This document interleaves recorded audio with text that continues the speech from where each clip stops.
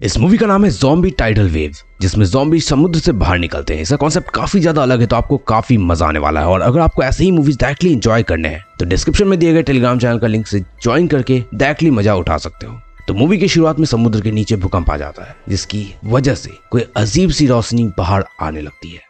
इसके बाद डैग हमें दिखता है, जो अपनी गर्लफ्रेंड के साथ मौज मस्ती कर रहा था। डैग अपनी सुंदर गर्लफ्रेंड को अंगूठी देकर शादी के लिए प्रपोज करता है और तभी उसे कोई पानी के नीचे खींच लेता है और कुछ देर बाद उसकी बॉडी तैरते हुए बाहर आती है। अब उसकी गर्लफ्रेंड काफी डर गई थी ये देखकर और मदद के लिए चिल्लाने लगती है, लेकिन तभी एक नीला कबूतर यानी कि जादू का चाचा यानी कि ज़ॉम्बी बाहर आता है और पकड़ के उस लड़की को भी मार देता है। अगले सीन में जादा नाम की लड़की दिखती है, जो कि अपने अंकल रे के साथ टाइम पास करने आई होती समुद्र के बीच, और उसके साथ हंटर शॉ भी आया हुआ था। ज्यादा वाटर ड्रोन से मछली को ढूंढने की कोशिश कर रही थी। तभी उनका ध्यान एक नाव पर जाता है, जिसमें पटाखों की वजह से आग लग जाती है। हंटर शॉ उस नाव पर जाते हैं और आग बुझाने में उनके मालिक की मदद करते हैं। इसके बाद पता चलता है कि हंटर शॉ सुपरवाइजर है, तो वो बच्चों से सभी पटाखों को लेकर अपने साथ बाहर आने को कहते हैं।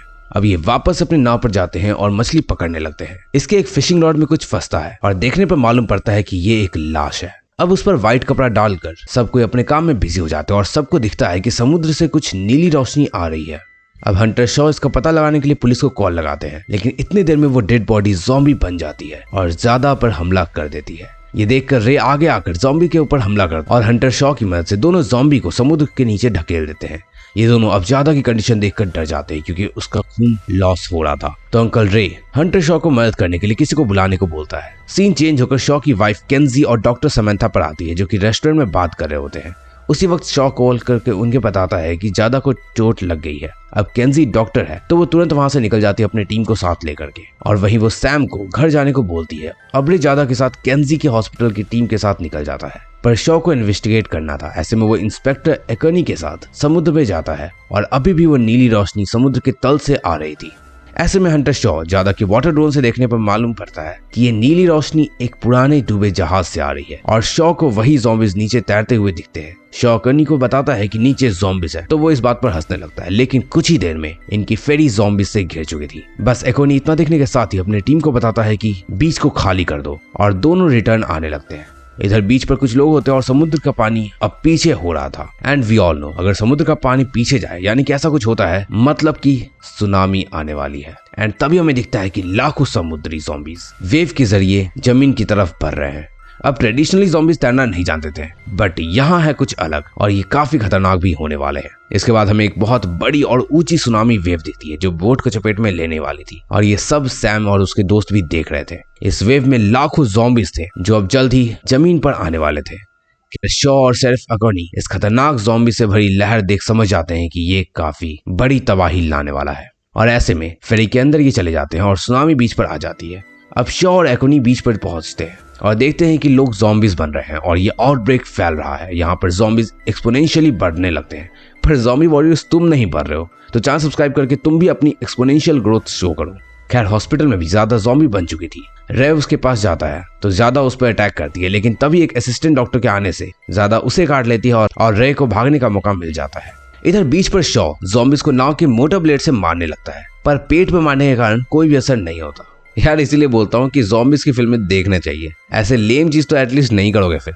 अब शॉ और एकोनी पुलिस स्टेशन के लिए भागते हैं और शॉ अपनी कार में बैठता है, जिसमें वही पटाखे वाले नाव में बैठे हुए गर्लफ्रेंड बॉयफ्रेंड छिपे हुए थे। अब हमें ड्रिस्कोल नाम का बंदा दिखता है, जो कि एक ज़ॉम्बी को कैप्चर कर लेता है और शायद अब इस पर वो एक्सपेरिमेंट करने वाला था। वही हमें केंजी दिखती है, जो हॉस्पिटल में फैले एपोकलिप्स से बचकर भाग रही थी, और रे उसे एक कमरे में खींचकर बचा लेता है। लेकिन कुछ ही देर में और ज़ॉम्बीज गेट तोड़कर अंदर घुस जाते हैं। अब आगे हमें दिखता है कि शॉ, एकोनी, ब्लेन और उसकी गर्लफ्रेंड पुलिस स्टेशन पहुंच जाते हैं। वहां भी ज़ॉम्बीज थे जो ब्लेन को घेर लेते हैं, लेकिन ब्लेन खुद को बचाने के लिए अपनी गर्लफ्रेंड को धक्का दे देता है और वो भी ज़ॉम्बी बन जाती है। ब्लेन अंदर जाकर पुलिस ऑफिसर्स पर भी बंदूक तान देता है और एक ऑफिसर को शूट भी कर देता है। ऐसे में टेजर से शॉ ब्लेन को बेहोश करके एक जगह बांध देता है। वहीं पैरेलली हमें समंथा दिखती है, जो कि दोस्त के साथ भाग रही थी, और उसके ग्रुप में पुलिस एकोनी की बेटी तानी भी होती है। ये जो सुपरमार्केट में होते हैं, वहां भी ज़ॉम्बीज आ चुके थे और जो तानी के बॉयफ्रेंड को जिंदा मार चुके थे।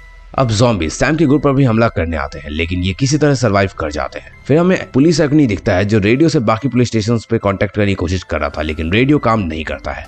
अरे हेलो, अरे कोई मेरी आवाज सुन रहा है? हेलो। इसके बाद एकोनी लॉकर में पड़ा एक फार्मास्यूटिकल कंपनी का लेटर निकालता है और उसे तबाह कर देता है। अब ये ऐसा क्यों किया है ये हमें आगे जानने को मिलेगा। वहीं शॉ को कंप्यूटर में कुछ डूबे हुए जहाज के बारे में इंफॉर्मेशन मिलती है कि उसे गाड़ी को डिस्ट्रॉय करने वाले स्पॉट पर होना चाहिए था, लेकिन ये तो समुद्र में दफन है। मतलब कि कुछ न कुछ तो गड़बड़ जरूर है। अब ज़ॉम्बी पुलिस स्टेशन में आते हैं तो शॉ रॉकेट लॉन्चर से सबको उड़ा देता है और ब्लेन को वहीं छोड़ निकल जाता है। रास्ते में इन्हें सबसे खतरनाक अल्फा ज़ॉम्बी दिखता है जिसे ये गाड़ी से कुचल देते हैं, पर इसे कुछ भी नहीं होता। यार ये जानी दुश्मन की अनोखी कहानी चल रही है क्या। खैर अब यहाँ दिखता है कि सैम और उसके फ्रेंड्स ज़ॉम्बी से बचकर भागने लग रहे हैं। रास्ते में इन्हें इवेन दिखता है जो अपनी कार में सबको बैठाता है और खुद हीरो बनकर ज़ॉम्बी से लड़ने लगता है। गाड़ी में बैठी सैम बोलती है तुम हीरो मत बनो, सीधा सीधी गाड़ी में आकर बैठो, लेकिन इवेन उनकी बात नहीं मानता और RIP इन पीस हो जाता है। दूसरी तरफ तानी भागते हुए ड्रिस्कॉल के घर पहुंचती है और उसे मदद मांगती है। वो bite and scratch marks check करके अंदर उसे बुला लेता है। अंदर आकर अपनी इन्फॉर्मेशन वो अपने पापा शेरिफ एकोनी को देती है।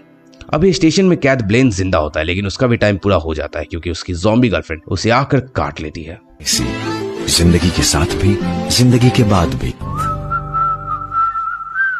अब हमें सैम का फ्रेंड पैर में लगे चोट के कारण उसे जाने को बोलता है और खुद गिटार बजाकर ज़ॉम्बीज़ का ध्यान डिस्ट्रैक्ट करता है क्योंकि ज़ॉम्बी से सब घिर चुके थे। वहीं शॉ भी आ जाता है और वो अपनी बेटी को बचा लेता है, लेकिन वो गिटारिस्ट शहीद हो जाता है। अब तीनों वहां से निकलकर केंजी को ढूंढने हॉस्पिटल जाते हैं। वहीं शॉ को ज़ॉम्बीज़ ने घेर लिया था तो वो बिजली के तार से इलेक्ट्रिक शॉक देकर ज़ॉम्बीज़ को मार देता है एंड लकीली ज़ॉम्बीज़ मर भी जाते हैं। अब ये हो हल्ला को सुन केंजी वहां दौड़ी दौड़ी आती है और अपनी पति और बेटी से गले मिलती है। अब इधर बाकी सब ड्रिस्कॉल के घर निकलते हैं और तानी पापा शेरिफ एकोनी को देख बहुत खुश होती है। अब शेरिफ एकोनी ड्रिस्कॉल के रेडियो से पुलिस से बड़ी टीम मांगता है, लेकिन इन सब के बीच कैप्चर ज़ॉम्बी फ्री हो चुका था। ज़ॉम्बी पीछे से एकोनी पर हमला करता है और हाथ पर काट लेता है और उसके चीख से सभी लोग कमरे में पहुंच जाते हैं। ज़ॉम्बी अब केंजी पर हमला करता है और केंजी उससे लड़ने लगती है, लेकिन तभी टेजर की मदद से ड्रिस्कॉल ज़ॉम्बीज़ को इलेक्ट्रिक शॉक देकर मार देता है। अब क्योंकि ये पानी वाले ज़ॉम्बी थे तो इसीलिए ये बिजली से मर रहे थे। वैसे ये सबसे यूनिक वाले ज़ॉम्बी जो मैंने अभी तक देखा है और आपने भी काफी ज़ॉम्बीज़ के बारे में मूवी देखी होगी, तो ये ज़ॉम्बीज़ आपको कैसे लगे कमेंट में जरूर बताना। अब शॉ बताता है कि बाहर घूम रहे ज़ॉम्बीज़ को पूल में इकट्ठा करके बिजली के झटके से एक साथ मारकर खत्म कर देना चाहिए और सब इससे राजी हो भी जाते हैं। लेकिन रे बताता है कि असली मुसीबत तो वो समुद्री जहाज है जहां से सभी ज़ॉम्बीज़ बाहर निकल रहे हैं, तो उससे कैसे निपटेंगे। तो ड्रिस्कॉल बताता है कि वो अपनी वाटर ग्रेनेड के थ्रू समुद्र के अंदर जाकर के उस जहाज को ही ब्लास्ट कर देगा ताकि कोई भी ज़ॉम्बी बाहर ना निकले। अब ये सब ज़ॉम्बीज़ को मारते हुए निकलने लगते हैं, लेकिन रास्ते में एकोनी की तबीयत और भी ज्यादा खराब होनी शुरू हो चुकी थी और ऐसे में एकोनी आखिरी वक्त में शॉ को सब कुछ सच सच बताता है कि ये कैसे शुरू हुआ। वो बताता है कि दरअसल 30 साल पहले एक दवाई बनाने वाली कंपनी आई थी और उन्होंने अपने शुरुआती दवाई का टेस्ट कुछ लोगों पर किया, जिस पर ये गलत तरीके से साइड इफेक्ट करने लग गया और लोग इन्फेक्टेड हो गए। तो ऐसे में कंपनी ने उन लोगों को कैद करके समुद्र के नीचे हमेशा के लिए दफन कर दिया और इस बात को छिपाने के लिए एकोनी को भी खूब सारे पैसे मिले थे। लेकिन तभी केंजी बताती है कि उस दवाई में कुछ गड़बड़ नहीं थी, बल्कि उसे बनाया गया था एक बायोलॉजिकल वेपन के लिए। तभी वहां भी ज़ॉम्बीज़ आ जाते हैं और शॉ ज़ॉम्बी से लड़ता है। वहीं तानी एकोनी को एक ग्रेनेड देती है ताकि वो अपने मरने के साथ ज़ॉम्बीज़ को भी खत्म कर दे। तो बस ज़ॉम्बीज़ के नजदीक आते ही एक बहुत बड़ा धमाका होता है और एकोनी और बाकी सभी ज़ॉम्बीज़ मारे जाते हैं।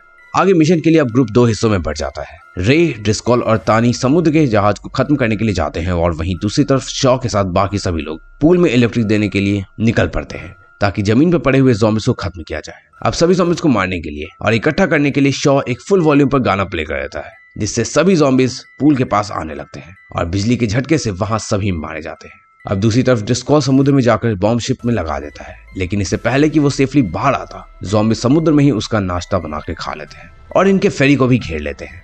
ऐसे में रे तानी को जाने को बोलता है और रे वहीं रहकर ज़ॉम्बीज़ का ध्यान भटकाता है। आखिर में कोई रास्ता ना होता देख रिमोट से रे बॉम्ब ब्लास्ट कर देता है, जिससे तानी के अलावा समुद्र में सभी ज़ॉम्बीज़ मारे जाते हैं। अब जमीन पर शॉ के सामने अल्फा ज़ॉम्बी आ जाता है और बहुत मुश्किल से शॉ अल्फा ज़ॉम्बीज़ का गला काटकर उसे भी मार देता है। वहीं इसके तुरंत बाद वो देखता है कि समुद्री जहाज में ब्लास्ट से एक बहुत बड़ी वेव क्रिएट होने लगी है और वो तेजी से अपनी वाइफ और बेटी के साथ बचकर वहां से भागने लगता है।